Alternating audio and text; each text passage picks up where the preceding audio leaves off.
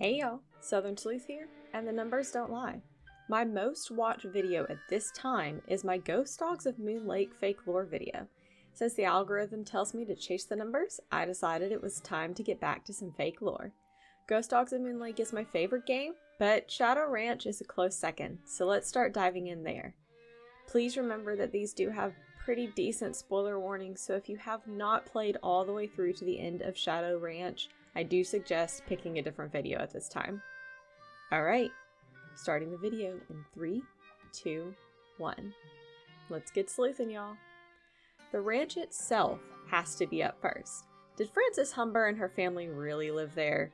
Or is it possible the whole thing was set up by Bet and Ed Raleigh, trying to come up with something fun, an adventure for their niece and mystery-loving best friend? If you really think about it, you'll start understanding what I mean. When Nancy gets there, Tex assumes that the three girls will be riding horses all day long. That's why Clyde and Ace are also ready to go. Why Tex didn't have Nancy rotate through all the horses so they could all get some exercises, I'll never know. Anyways, so the three girls were all supposed to come to Shadow Ranch, go horseback riding, and come across a mystery of Frances Humber and Dirk Valentine. The portrait in the living room? It's not old. Aunt Bet is actually an amazing painter, and she created that portrait just a month before the game, as well as setting up the blanket chest, and then the clock, and the bottle under the stairs, and all of it. It was all stuff left over from her retail store, Bet's Best Bets. She had to use all that leftover inventory for something, right? Why not a mystery? So did Ed really get bitten by a rattlesnake? That's to be determined. I got two theories on that. One, he actually did get bitten, so they wrote it into the mystery as part of the bad luck so that it made the mystery seem more real. Or two, he didn't actually get bitten, but he did allow them 3 18-ish, approximately, year-old girls on their property, and he didn't want to hang out with them, and he wanted to let them solve the mystery on their own. And, you know, they had just made their entire town an escape room. They're really tired. What more do you want from them?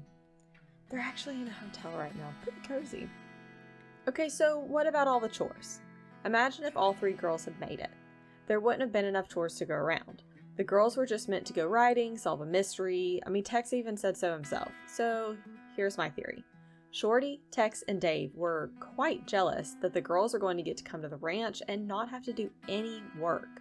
Then, to make it worse, Bet and Ed left and told them to keep the girls happy, the one time they might have gotten a chance to slack off without the bosses watching.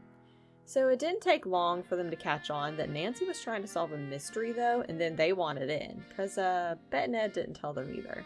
So they tried to keep Nancy busy as much as they could while the three of them, well, not really Tex. Tex just wanted to be left alone. He finally had a few days where Aunt Bet wasn't constantly on his case about smiling more. So just Dave and Shorty tried to solve it instead. Now, everyone is searching for Valentine's gold that was really just a fun game planted by Aunt Bet and Uncle Ed. It fully explains why we catch Dave and Shorty sneaking around doing sketchy stuff. They just wanted to solve the mystery before Nancy does.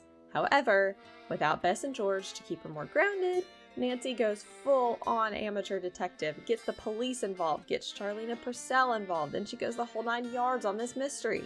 By the time Ed and Bet realize that she's completely convinced it's real and has convinced others of this too, they're too embarrassed to come out and say they created them all themselves. So what do? They end up going along with it and acting as if the mystery was real and never end up telling anyone about the fact that Valentine's gold? Yeah, it's chocolate.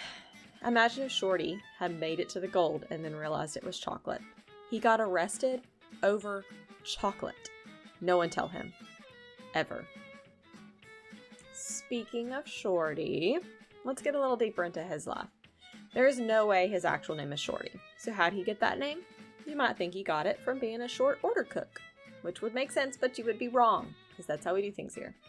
He actually got it from the fact that he has never been in a relationship for longer than 37 days. He's even got Kim Kardashian beat on this one. It must have something to do with the fact that he cannot, under any circumstance, stop talking. He may be Shorty, but he ain't short-winded. He's more into gossip and secrets than the girls at the Waverly Academy. Actually, could you imagine if Shorty had gone undercover there instead of Nancy? Okay, now that would be a game I'd like to play. Plop a wig on him, put him behind the snack shop, and he would be in gossip heaven. Shorty also has an issue with impulse buying. I'm convinced it's why the Raleighs have a random picture of a pot in their kitchen. It's framed and everything. He found it at an estate sale, and honestly, they just didn't have the heart to tell him no. He was so excited, and he said it was a little piece of him in the house. Anyways, let's move on to everyone's favorite cowman, Tex. He's actually a really good big brother, really tolerates a lot. When his sister Jane was little, she auditioned for this dance studio who rejected her after she really had just 2 left feet. When she came home, tiny Jane was absolutely devastated. As she sat on the floor crying in her tutu, Tex snuck into his mother's closet and ripped some tulle out of one of her dresses and made his own tutu and put on some music and made a fake ballet with his sister. They were both absolutely terrible, and there is only one photo of it, but Tex will forever deny that it's him. If you happen to find it and you say, "Hey Tex, is that a picture of you?" he will say, "Nope." Also, why was Jane so shocked she had a real-life cowboy for a brother? His name is Tex. What else was he going to be? Let's take a little detour now from Tex for a moment and head over to our favorite cowboy, Dave Gregory. You might not want to admit it, but most of us had a crush on him the first time we played the game. He is actively flirting with Nancy, which means he is actively flirting with the player. If this was a dating sim, he would definitely be one of the characters we had a chance of building enough hearts with to date. That's not even fake lore, that's just straight fact. So let's get to the fake lore. As we have all surely noticed, there's a note on the front door that says the porch is still being fixed and we need to go out the back door. It is literally there for the entire game. However, mysteriously, if we get a second chance, that's the door the game seems to be suggesting Nancy has to leave from. Additionally, if Nancy had come in from the kitchen side door, as this front porch issue suggests, wouldn't she have already had to pass by Shorty and at the very least make eye contact? But no, we start the game in the living room as if she walked through the front door. This leaves only a few options. 1. Nancy and Dave broke the front porch on their way in. Maybe Nancy's suitcase is as magical as her pockets that are able to carry multiple tools and books at the same time, and it was just too heavy. Mom Jean's tipping it over the weight limit, and she put a hole through it. Possible? Yes. Plausible? Meh. The second option is that maybe Shorty was super focused or something and missed them walking through the side door. The front porch has been broken for a while, and Dave is just evil, making Nancy walk out on that dangerous broken porch if she makes the Raleighs mad enough to get kicked out. That really is a huge punishment. Or, my third and final option, the porch isn't broken at all, and Dave puts up that sign so Nancy has to use the kitchen side door, allowing him to see her come-ins and go-ins. Is he doing it because he thinks she's solving a real mystery and he wants to be able to follow her around and tag onto her clues? Or is he doing it because he, like Colin, is very bad at expressing his affection and stalking the girl he has a crush on? Seems like a reasonable option for Dave.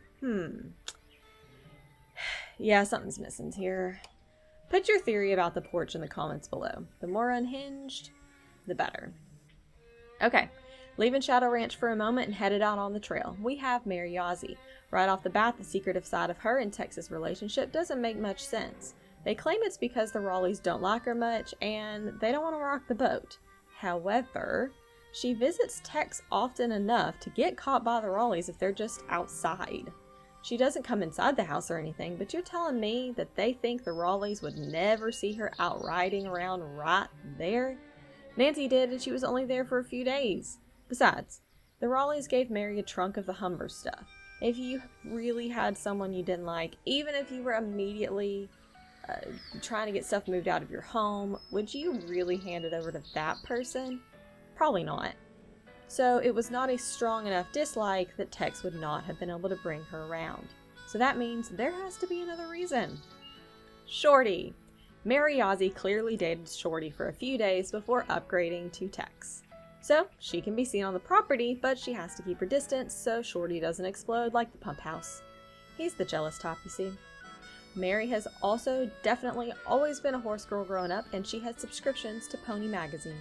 She may or may not have an entire collection of bearded dragons at home that she dresses up as her and Tex, like the girls dress up their Barbies. People are weird about relationships around here, y'all.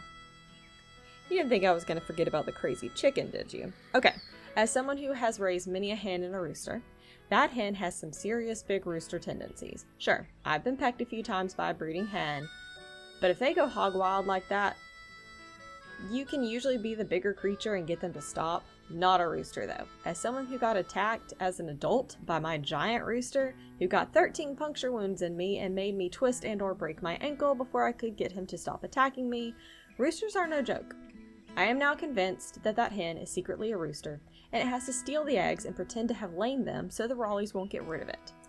But also, why would you keep a hen that is that mean? So if the hen isn't secretly a rooster, it's just a horribly, horribly mean hen, then the only reason they would have kept it is if it definitely saved the Raleighs from certain death or something at one point or another, and that's why they can't get rid of it. Maybe they owe it their lives. Maybe that's how they got the idea for a rattlesnake. They were out in their garden one day, and the rattlesnake came out and went to bite Ed, but the ornery hen jumped out and grabbed it by the throat and saved Ed. So now they must constantly keep the ornery hen happy so it continues to save them from rattlesnakes. It's a working fake lore theory. And that's all I've got for Shadow Ranch. Please remember, this is fake lore, so you will be able to poke holes in my theories because they're ridiculous. Also, Tex still has his childhood blanket he sleeps with every night. It's more of a childhood rag at this point, but you get the picture. So what was your favorite fake lore bet? Do you have any fake lore you want to share in the comments? Let me know what game you want me to cover next, or if you have any fake lore you want mentioned in the next video. If you enjoy this video, please consider giving me a like and a follow as well, and turning on your notifications so you know when the next video or quiz is coming out. Thanks for sleuthin', y'all!